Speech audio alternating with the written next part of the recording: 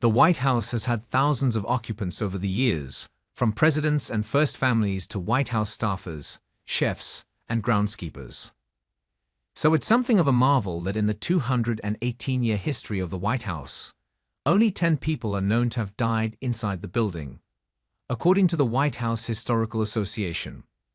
Watch full video to learn about the 10 people who took their final breath in America's most famous residence.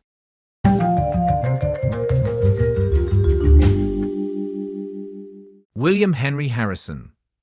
William Henry Harrison, the 9th President of the United States, was the first person to pass away in the White House. Harrison became the first president to die in office when he passed away 31 days into his term. It is commonly accepted that Harrison passed away from pneumonia after catching a cold while giving his record-breaking inaugural address, which lasted 105 minutes. Modern researchers, however, have argued that Harrison actually died from intestinal fever, contracted from the White House's tainted water supply, the same source that may have killed 2 other presidents from the same era.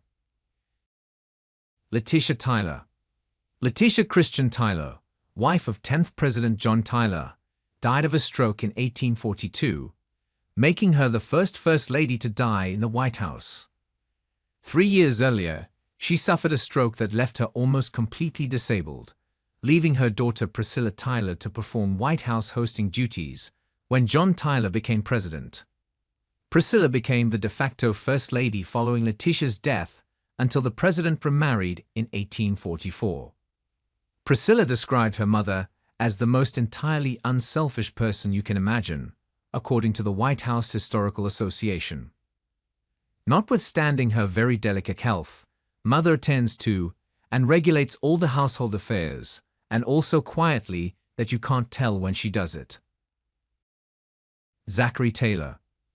Zachary Taylor, the 12th President of the United States, passed away in the White House in 1850, becoming the 2nd president to do so after William Henry Harrison.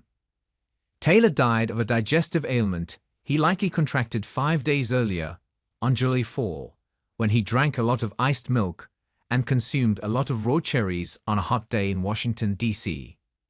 Modern historians argue that, like Harrison and James Polk, Taylor died from a stomach disease caused by Washington's unsanitary water supply. Willie Lincoln. William Wallace Lincoln, the 3rd of Abraham and Mary Todd Lincoln's 4 children, passed away from typhoid fever in 1862. Possibly as a result of the contaminated water supply in Washington. The Prince of Wales' room of the White House, which is now known as the President's Dining Room, is where the 11-year-old passed away. President Lincoln was grief-stricken by Willie's bedside, saying, "My poor boy. He was too good for this earth. God has called him home. I know that he is much better off in heaven, but then we loved him so. It is hard to have him die." Frederick Dent.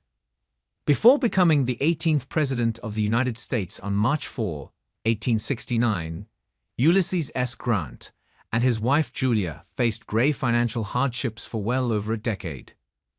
Struggling to produce an income from the 60-acre farmland he inherited from Julia's father, Frederick Dent, the bleak future Grant foresaw for him and his family was becoming an incessant and debilitating mental strain.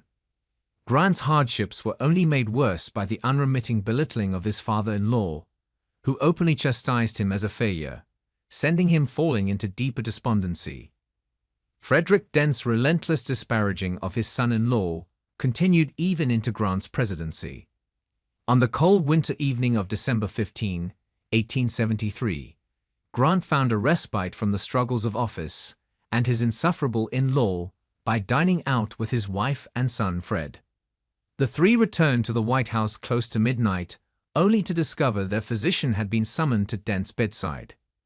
Dent was found to be in a quiet slumber. At 11:45 p.m., Dent passed away, relieving Grant of the heady burden he had fruitlessly carried for all those years trying to please an impossibly difficult man. Following his funeral in the Blue Room of the mansion, Dent's remains were shipped back to St. Louis for burial. Grant, along with his son, accompanied the casket, while his distraught wife remained in Washington, D.C. Elisha Hunt Allen. Elisha Hunt Allen, a congressman from Maine, had strong connections to the Kingdom of Hawaii and spent more than 30 years serving as a diplomat between the U.S. and Hawaii. On New Year's Day, 1883, Allen died of a heart attack while attending a diplomatic reception at the White House hosted by President Chester A. Arthur. Caroline Harrison. The White House owes many thanks to Caroline Harrison, the wife of 23rd President Benjamin Harrison. She was noted for overseeing the White House's extensive remodeling effort, including the installation of electricity, and helped rid the building of its rodent and insect problem. She also introduced the presidential tradition of having a Christmas tree in the White House.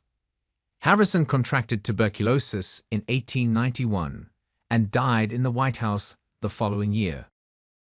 Ellen Wilson. Ellen Wilson was the wife of 28th President Woodrow Wilson and the mother of their 3 children. In 1914, Ellen tripped and fell in her White House bedroom. While the fall was not serious, the physician discovered she was in the late stages of Bright's disease, an ailment of the kidneys. Although the disease would prove to be fatal, both the doctor and Ellen agreed not to tell the president for months. They finally informed him 2 days before Ellen's death.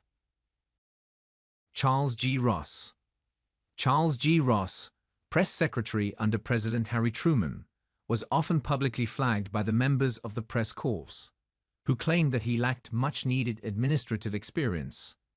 It became increasingly evident that Ross was not always aware of everything that was going on in the presidency, nor did the man, who was a poor public speaker, coordinate news releases with government departments and agencies in a timely fashion. Nevertheless, Ross's position in the White House was secure, given his close friendship with the president. The 2 men had known one another since their childhood in Independence, Missouri, where they both graduated, along with Truman's wife Bess, from Independence High School in 1901. When Ross was called upon by Truman to be his press secretary in 1945, it would be a position he would hold until his unexpected death 5 years later.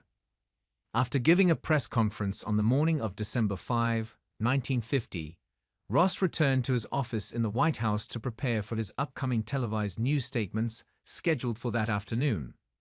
Moments later, White House staff received the summons that Ross had collapsed at his desk, dying of a heart attack. President Truman said of his friend, "We all knew that he was working far beyond his strength. But he would have it so. He fell at his post, a casualty of his fidelity to duty and his determination that our people should know the truth, and all the truth, in these critical times." Margaret Wallace.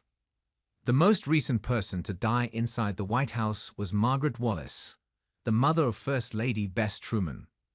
Wallace had made the move to the White House when Harry Truman became president, sharing a bedroom with the Truman's daughter. Margaret and President Truman had a fraught relationship, as even the office of the presidency wasn't enough to convince Margaret he was good enough for her daughter. She insisted on addressing him as Mr. Truman, and openly criticized the president regularly. Still, after her death at the age of 90, Truman wrote in his diary, "She was a grand lady. When I hear these mother-in-law jokes, I don't laugh."